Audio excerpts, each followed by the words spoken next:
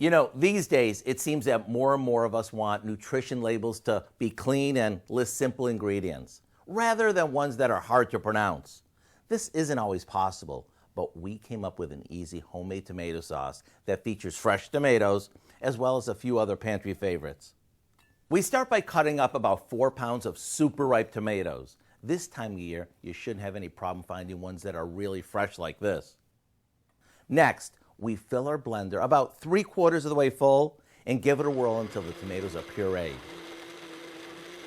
Then we pour this into a soup pot and we repeat this until all the tomatoes are used up. Now we add some off-the-shelf spices and let it simmer uncovered for about an hour. We'll stir in some fresh basil and voila! This sauce is ready to serve over everything from pasta to veggies. This is something that you can whip up in no time. There's no peeling or seeding, simply blend, simmer, and enjoy.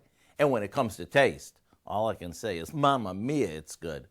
To get the recipe for what we call blender tomato sauce, all you have to do is visit our website. I'm Howard in the Mr. Food Test Kitchen, where today we found a fresh and saucy way for you to say, ooh, it's so good.